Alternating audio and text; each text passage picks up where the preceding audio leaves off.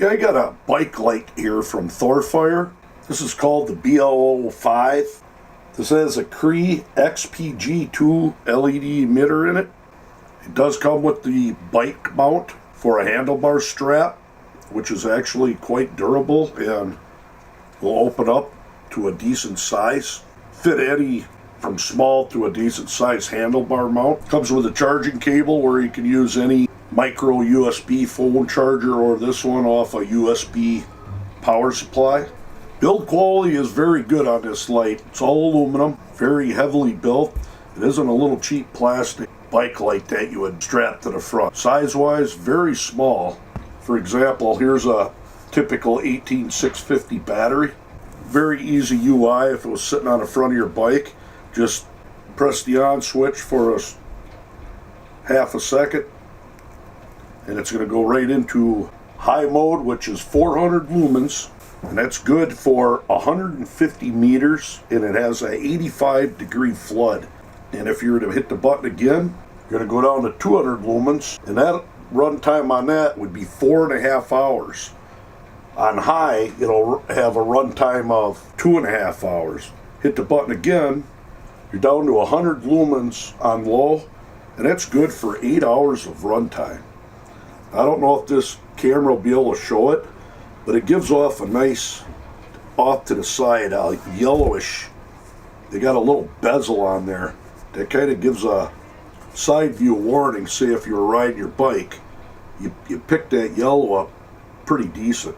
Thought that was pretty cool. If you were to click it again, it's going to go into SOS mode.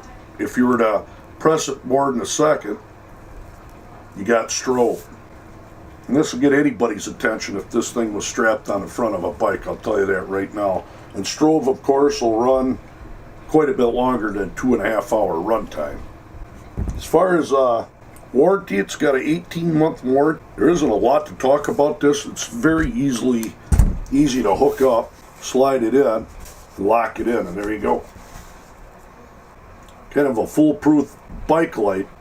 And of course, if the person wanted to, you could always use it for a flashlight as well. But all I do is go outside and do a little bit of shining with this. It's real cold out there, so I don't know how much shining we're going to do, but I want to give a person a good idea. It's possibly up against some car headlights, and just give you some beam shots.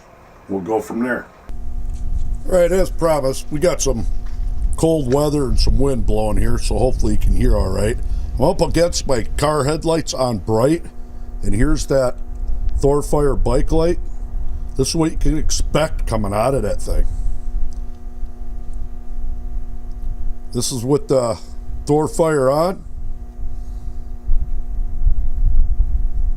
And there are the car headlights. Thorfire on. Car headlights. Now that's on high. There's medium. Even medium, I would say, is more than ample enough to run close to what car headlights are. And even low, look at that. Pretty damn nice. Now if I were to hold this on, here's that strobe I was telling you about. Now we're going to hit out into the field, and that tree right there is 62 meters away. Moving down, tree down there, it's 94. Can't really complain for a bike light, 600 lumens. I'm going to go down that road real quick before I freeze, and I'm going to turn strobe on and hit you with the high beam just to show you.